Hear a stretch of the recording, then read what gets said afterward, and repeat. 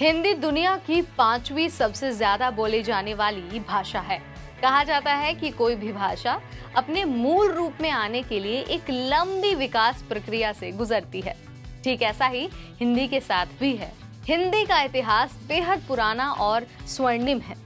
आर्यों की आधुनिक भाषा कहे जाने वाली हिंदी के महत्व को बताने और उसके महत्व को जानने के लिए देश भर में 14 सितंबर को राष्ट्रीय हिंदी दिवस मनाया जाता है। लेकिन सवाल ये है कि आखिर 14 सितंबर को ही हिंदी दिवस के रूप में क्यों चुना गया?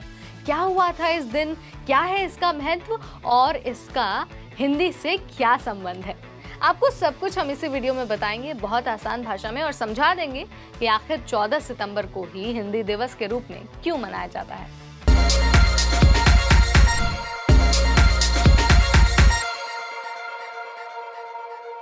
हाय एवरीबॉडी, मैं हूं नेहा आपके साथ और आप देख रहे हैं एनबीटी टेक। बात हो रही है 14 सितंबर को हिंदी दिवस मनाने के पीछे की कहानी, इतिहास और उसके महत्व के बारे में। देखिए, हिंदी दिवस के इतिहास को जानने के लिए, उसके महत्व को समझने के लिए हमें आज से 75 साल पहले चलना होगा, यानी कि 1949 में। 75 साल पहले जब 14 सितंबर 1949 की सुबह हुई तो वो सुबह कुछ अलग सी ही थी।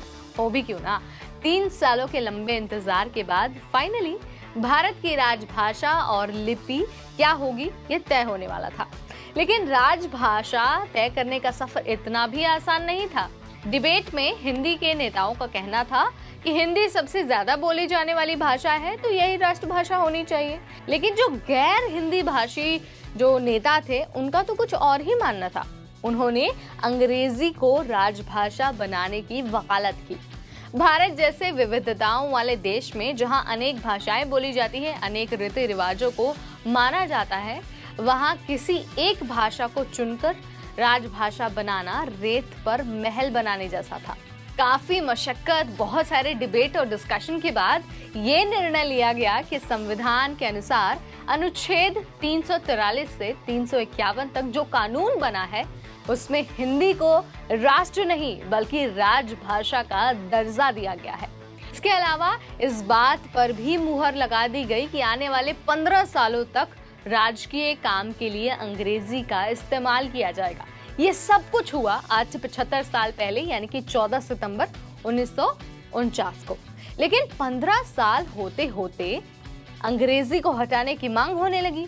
दक्षिण भारत में कई हिंसक प्रदर्शन हुए और इन परिस्थितियों ने सरकार को एक नया एक्ट लाने पर मजबूर कर दिया।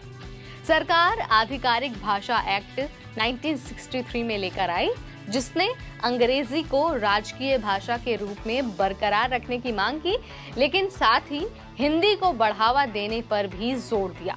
तब से लेकर अब तक हिंदी राजभाषा बनी रही। हिंदी के महत्व और उसके स्वर्णिम इतिहास को जानने के लिए ही हर साल 14 सितंबर को हिंदी दिवस मनाया जाता है। सिंपल भाषा में कहूँ तो चूंकि 14 सितंबर 1949 को ही हिंदी राजभाषा के रूप में स्वीकार की गई थी, यही कारण है कि सिर्फ 14 सितंबर को ही ये खास दिन मनाया जाता है।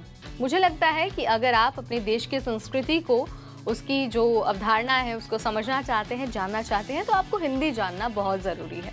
हिंदी हमारे देश के सिर का मुकुट है और अपने आप में ही ज्ञान का भंडार है। सो आपको 14 सितंबर के इतिहास को लेकर क्या जानकारी थी इससे पहले आप मुझे कमेंट के जरिए बता सकते हैं, और साथ ही आप मुझे ये भी बता सकते हैं कि इस जानकारी ने आपके नॉलेज में कैसे इजाफा किया। ऐसी और वीडियोस हम आपके लिए लाते रहेंगे ओनली ऑन एनबीटी टेक।